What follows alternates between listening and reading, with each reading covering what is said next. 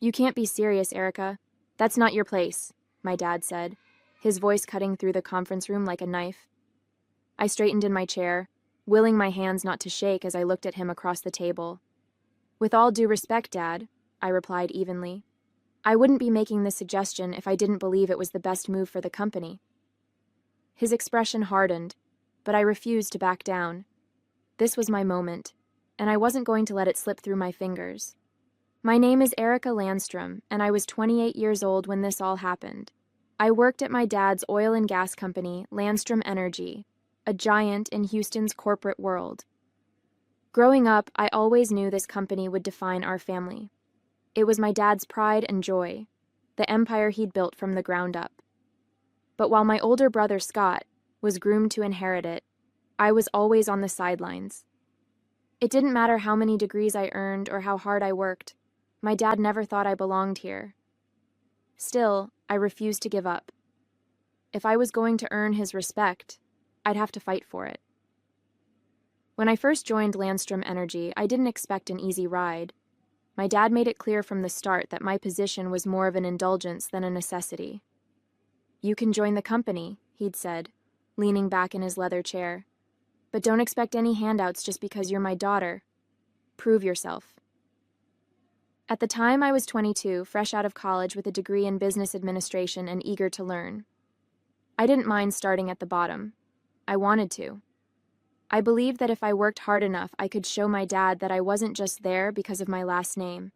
I spent my first few months learning everything I could about the company, from the gritty operations at the refineries to the high-stakes negotiations in the boardroom. But no matter how hard I worked, there was always the shadow of my older brother, Scott. He didn't start at the bottom like I had. Scott was handed a senior executive role right out of business school, despite having no practical experience. While I was running reports and shadowing middle managers, he was sitting in on board meetings, making decisions that would affect the company for years to come. It didn't seem to bother him that half the executives whispered behind his back about his lack of qualifications. He was my dad's golden boy, and that was all the validation he needed. I stayed late most nights, poring over financial reports and industry data, trying to absorb as much as I could. The more I learned, the clearer it became that Landstrom Energy wasn't as untouchable as my dad and Scott seemed to think. The oil market was changing, and the company was lagging behind. We were relying too heavily on aging infrastructure and outdated practices, ignoring the growing push for sustainability and innovation. I brought it up during a team meeting once, suggesting we allocate more resources toward renewable energy research. Renewables? Scott scoffed, leaning back in his chair with a smug grin. This is oil and gas, Erica. You can't just slap a solar panel on a rig and call it a day. The room chuckled, and I felt my cheeks burn, but I held my ground. I'm not saying we abandon oil, I replied, my voice steady. But the market is shifting, and if we don't adapt, we'll fall behind. We need to think about the future. My dad watched the exchange silently, his expression unreadable. When the meeting ended, he didn't say a word to me. But later that evening, I found an email in my inbox, a request from him to prepare a detailed report on renewable energy trends. It wasn't much, but it was the first time he'd acknowledged my ideas. It was a small win, and I clung to it. The email became my lifeline, a chance to prove myself. I spent weeks compiling data, conducting market research, and interviewing industry experts. Every free moment I had was dedicated to that report. When I finally handed it to my dad, my hands shook slightly. He took it without much reaction, flipping through the pages with a furrowed brow. This is thorough, he said, finally looking up at me.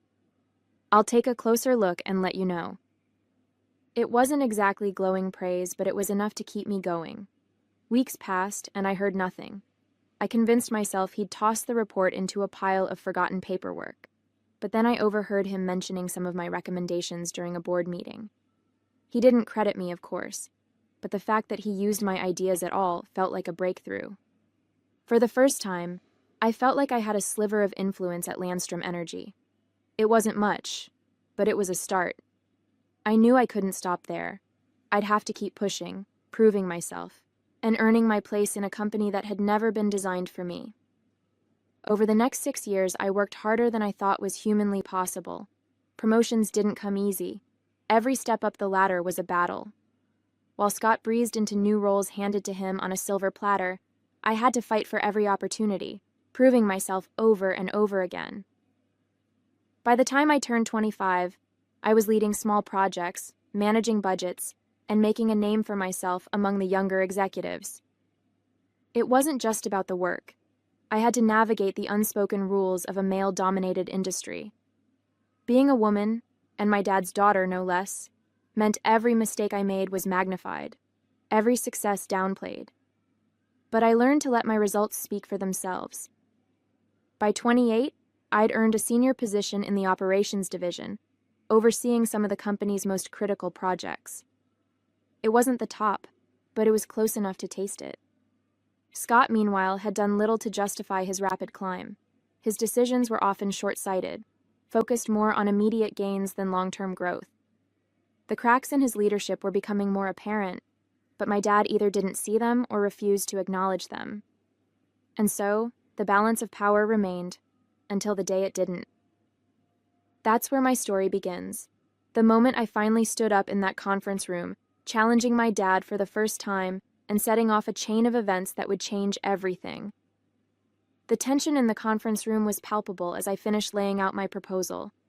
My dad sat at the head of the table, arms crossed, his expression unreadable. Scott, on the other hand, looked ready to explode. "This is ridiculous," he snapped, slamming his palm on the table. "You can't seriously think Erica's idea is better than mine." I refused to let his outburst rattle me. "It's not about whose idea is better, Scott," I said calmly. "It's about what makes the most financial and strategic sense for the company. And if we don't pivot now, we're going to fall behind." My dad leaned forward, fixing me with a stare that could cut steel. "And you think you know better than the rest of us, Erica? Better than me?" For a moment I hesitated, the weight of his authority pressing down on me.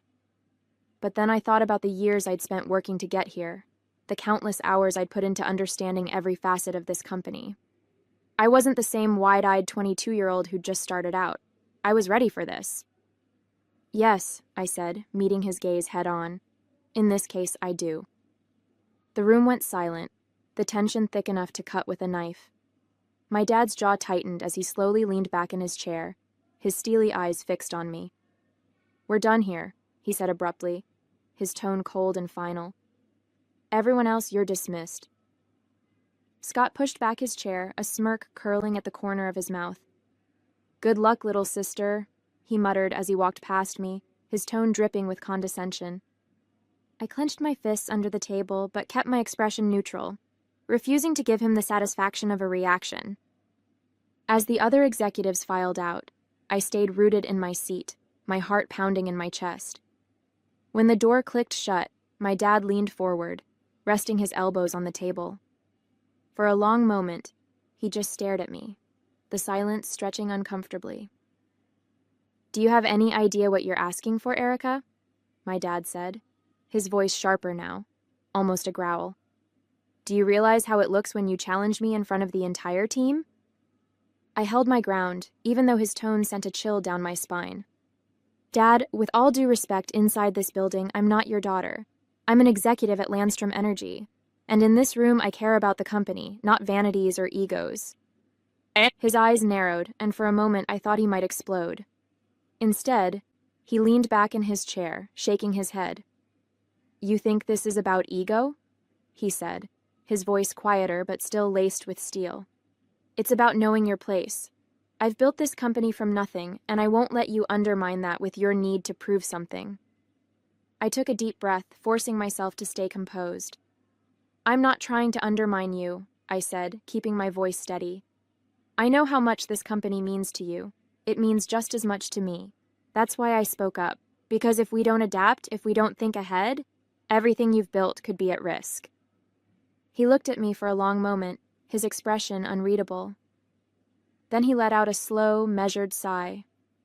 "You're bold, Erica. I'll give you that. But boldness doesn't always translate to wisdom." He stood, signaling that the conversation was over. "You've had your say. Now let's see if you're as good at following through as you are at making speeches." As he walked out of the room, I stayed seated, my heart still racing. This wasn't just about winning his approval. It was about proving to myself that I belonged here, that my ideas were worth something. I didn't know what would come next, but I knew one thing. I wasn't backing down. Later that afternoon, I found myself sitting across from Rebecca Morgan, one of the few women in senior leadership at Landstrom Energy. Rebecca had always been someone I admired from afar, sharp, strategic, and respected in an industry that wasn't exactly welcoming to women. If anyone could understand the challenges I faced, it was her. "So," she said, flipping through the pages of my proposal, her perfectly manicured nails tapping lightly on the table. "You're suggesting we overhaul the refineries and invest in renewables at the same time? Bold, expensive, and necessary," I replied. "The refineries are bleeding money because of inefficiencies. We can't sustain that. And renewables, if we don't start positioning ourselves now, we'll be playing catch-up in a decade." She glanced up at me, her expression unreadable. "You're not wrong," she said finally. "This is the kind of forward thinking this company needs. But Erica..." I leaned forward, sensing a but I wasn't going to like. "This place," she continued, her voice lowering slightly, "isn't built for women like us. You're smart, ambitious, and you've done your homework. But that's not always enough here. Landstrom Energy is an old boys' club. You can have the best ideas in the room, and they'll still dismiss you if they feel threatened." "I know that," I said quietly. "But if I don't push for this, who will? The numbers speak for themselves. They can ignore me for now, but they can't ignore the facts forever." Rebecca nodded slowly, a small smile tugging at the corner of her lips. "You've got guts, I'll give you that. And you're right, this company needs change. If you want my advice, don't let them see you falter. Be relentless. It's exhausting, but it's the only way." Her words lingered as I left the meeting. I knew Rebecca was right. This place wasn't built for women like us. But I was determined to stay, to prove I could navigate the maze and leave my mark on Landstrom Energy, no matter how many barriers stood in my way. The next few weeks were a whirlwind. I threw myself into refining my proposal, incorporating Rebecca's feedback and preparing for the uphill battle I knew was coming. Late nights at the office became the norm, and the stack of coffee cups on my desk grew taller each day. I could feel the weight of the company's future pressing on my shoulders, but I was determined not to let it crush me.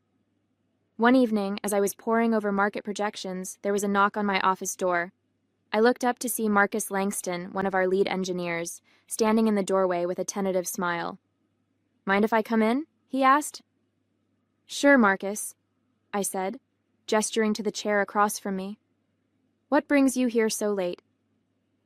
He sat down, glancing at the spreadsheets strewn across my desk. "I've heard about your proposal," he began. "Word gets around. I wanted to say that I think you're onto something." I raised an eyebrow, surprised. "You do?" He nodded. "Absolutely. The industry is changing, and we can't keep doing things the same old way. I've been working on some green technology initiatives on the side, but they've never gotten much traction with upper management." "Tell me more," I said, intrigued. We spent the next hour discussing his ideas, ways to reduce emissions, improve efficiency, even integrate renewable energy sources into our operations. For the first time in a long while, I felt genuinely excited. Here was someone who not only understood the challenges, but also shared my vision for the future. "Why haven't you presented this to my dad?" I asked. He gave a rueful smile. "Let's just say your dad isn't exactly receptive to change, especially when it comes from someone like me." "Someone like you?" "A young engineer who's not part of the inner circle," he said, shrugging. "But maybe if we combined our efforts, they'd have to listen." I considered his words. You know, that might just work. Over the next few weeks, Marcus and I collaborated closely, merging our proposals into a comprehensive plan that addressed both the financial and technical aspects of modernization. Working with him was refreshing. His enthusiasm was contagious, and his insights were invaluable. One afternoon, as we wrapped up a meeting, He looked at me thoughtfully. You know, Erica, you're not like most people here. Is that a good thing? I asked, smiling. It's a very good thing, he replied. You actually care about making a difference. I felt a warmth spread through me. Thanks, Marcus, that means a lot. As our professional relationship deepened, so did our personal connection. We started grabbing coffee together, sharing stories about our lives outside of work. He was easy to talk to, and before long, I found myself looking forward to our conversations more than I cared to admit. But as things progressed, so did the challenges at work. My dad remained skeptical, and my brother was openly hostile. At a family dinner one Sunday, my dad barely acknowledged me, focusing all his attention on Scott's latest golf tournament victories rather than any business matters. Did you see the proposal Erica's been working on? My mom asked, trying to include me in the conversation. My dad waved his hand dismissively. It's ambitious, but unrealistic. We have a way of doing things that works. I felt a familiar pang of frustration. Dad, with all due respect, clinging to old methods won't sustain us in the long run. Scott smirked. Here we go again, he muttered. Little sister thinks she knows better than the rest of us. And then I took a deep breath, determined not to let him get under my skin. I'm simply suggesting we explore options that could secure our future. My dad set down his fork, looking at me sternly.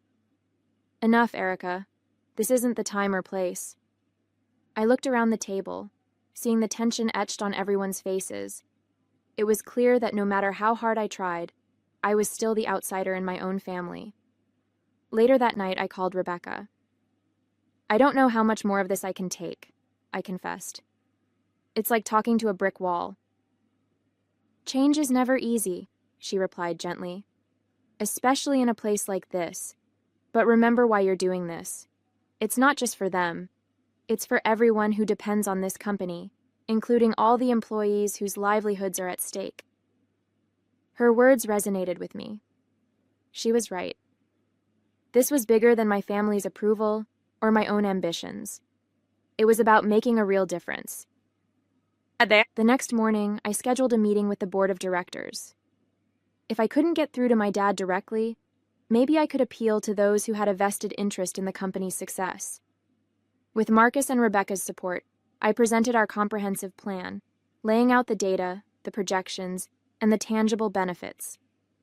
When I finished, there was a heavy silence. Then one of the board members cleared his throat. This is impressive, he admitted. You've given us a lot to consider. My dad looked displeased but couldn't refute the facts laid out before him. Scott, on the other hand, was visibly fuming. After the meeting, my dad called me into his office. You're pushing boundaries, he said sternly. Maybe it's time someone did, I replied. I care about this company as much as you do. I'm not trying to undermine you. I want to help secure our future. He studied me for a long moment. You're determined, I'll give you that. Does that mean you'll consider the proposal? I didn't say that, he cautioned, but perhaps it's worth discussing further. It wasn't a victory, but it was a step forward. As weeks turned into months, momentum began to build. The board approved a pilot program to modernize one of our refineries, and initial results were promising. Employees started to see the benefits, and even some of the more traditional executives came around. One evening, as I was leaving the office, I ran into my dad in the lobby. Heading home? He asked. Yeah, it's been a long day, I replied. He hesitated before speaking. I wanted to say, you've done good work. The board is impressed. I looked at him, surprised. Thank you, Dad. He nodded, the slightest hint of a smile on his face. Perhaps it's time we started working together rather than at odds. For the first time, I felt a genuine connection with him, a glimmer of the respect I'd been striving for. Later that night, I met up with Marcus to share the news. Sounds like progress, he said, raising his glass. Slowly, but surely, I agreed. He looked at me thoughtfully. You know, Erica, you've changed a lot around here. Not just with the company, but with people like me who felt unheard. I smiled. I couldn't have done it without you. He reached across the table and took my hand. Here's to new beginnings, he said softly. As I looked into his eyes, I felt a sense of optimism I hadn't felt in a long time. Maybe, just maybe, things were starting to fall into place. As the months went on, the changes we implemented at Landstrom Energy started to take shape. The upgraded refinery exceeded expectations, reducing operational costs and significantly improving efficiency. The pilot program's success silenced many of the critics on the board, and even Scott had stopped openly dismissing my ideas, though his disdain was still written all over his face in meetings. My dad, however, remained a puzzle. While he began involving me in more strategic discussions, he still held back from fully endorsing me. I could feel his internal conflict, part pride, part stubbornness, as he grappled with the shift in dynamics between us. For every step forward, it seemed like there was always a lingering hesitation on his part, as though admitting I was right meant surrendering something fundamental. One day Rebecca stopped by my office. "He's testing you, you know," she said, settling into the chair across from my desk. "I figured as much," I replied, setting down the report I was reviewing. "But what more does he need to see? Results are results." Rebecca smiled knowingly. "It's not just about the numbers for him, Erica. It's about trust. You're proving yourself to the board, the employees, even the market. But to your dad, this is personal. He needs to know you're not just capable of running this company. You're capable of carrying his legacy." I leaned back in my chair, letting her words sink in. "And how exactly am I supposed to prove that?" Rebecca stood, smoothing her blazer. "Keep doing what you're doing. Show him you're not here to take over. You're here to lead. There's a difference." Her advice stayed with me as I continued navigating the complex web of corporate politics and family dynamics. Slowly but surely, I began to notice subtle shifts in my dad's behavior. He started asking for my input more frequently, occasionally deferring to my judgment in meetings. It wasn't a complete transformation, but it was progress. The turning point came during a quarterly review meeting. One of our largest investors raised concerns about Landstrom Energy's future strategy, questioning whether the company was prepared for the challenges of a shifting energy landscape. Before I could respond, my dad surprised everyone by stepping in. "Erica has been spearheading initiatives to address exactly that," he said, gesturing toward me. "Her work on modernizing our refineries and exploring renewables has already shown promising results. I believe her vision is what will carry this company forward." The room fell silent, all eyes on him, and then on me. For the first time, I saw genuine respect in his expression, not just for what I'd accomplished, but for who I'd become. After the meeting, as we walked out together, he placed a hand on my shoulder. "You've earned it, Erica," he said quietly. "Every bit of it." Those words stayed with me long after he'd left. They weren't a declaration of total approval or a formal passing of the torch, but they were a start. For the first time, I felt like I belonged, not just in the company, but in his eyes. That night, I sat with Marcus, recounting the moment. "So what's next?" he asked. "Next?" I said, smiling. "I keep going. This isn't the end." A year later, everything had changed. The board unanimously approved the full-scale implementation of the modernization plan, and the company was on a trajectory of growth that few had anticipated. Investors praised the forward-thinking strategy, and Landstrom Energy began earning a reputation not just as a legacy oil and gas giant, but as a company with an eye on the future. Scott had quietly stepped back from many of his responsibilities, unable to keep up with the demands of leadership. He'd moved into a figurehead role, still holding his title but with little actual influence. My dad had stopped shielding him, recognizing that the future of the company required real competency, and perhaps finally seeing that Scott's entitlement couldn't substitute for skill. One evening, my dad called me into his office. It was late and the building was quiet, save for the hum of fluorescent lights. He sat behind his desk, the weight of decades of leadership evident in his posture. "Sit down, Erica," he said, gesturing to the chair across from him. I took a seat, folding my hands in my lap. "What's on your mind, Dad?" He leaned forward, clasping his hands together. "You've proven me wrong," he said simply. "Again and again, you've shown me that you have what it takes, not just to succeed here, but to lead." I stayed silent, letting him speak. "I've thought long and hard about this," he continued, "and I've made my decision. At the next board meeting, I'm stepping down as CEO, and I'll be recommending you as my successor." The words hung in the air, heavy with significance. For so long this moment had felt out of reach, and now it was here, handed to me not out of obligation, but respect. "Thank you," I said softly, my voice steady despite the whirlwind of emotions inside me. "I won't let you down." He nodded, his expression serious but warm. "I know you won't." When the board approved the transition weeks later, it felt surreal. My name was etched on the CEO's office door, and the responsibilities that came with it weighed on my shoulders. But it was a weight I was ready to carry. That night, as I stood in my office looking out over the city lights of Houston, Marcus walked in. "CEO Landstrom," he said with a teasing smile, "has a nice ring to it." I laughed, shaking my head. "It feels surreal." He stepped closer, placing a hand on my shoulder. "You fully deserved this, Erica." I turned to him, a calm determination settling over me. "This is just the beginning," I said. "The real work starts now." In the years that followed, my dad and I found a mutual respect we'd never had before, one forged through challenges, trust, and growth. Marcus became my rock, standing by my side as both a partner and an equal, sharing in the vision of what the company could become. As for Scott, he eventually stepped aside, finding his own path and giving the company the space it needed to thrive. And with that, I stepped forward, ready to lead Landstrom Energy into a future I had fought relentlessly to shape. Hey there! Did you like the story? If you did, don't forget to hit the like button and subscribe to the channel. It helps us a lot and makes sure you won't miss out on more great stories we share here. Thank you for watching, and we'll see you in the next one.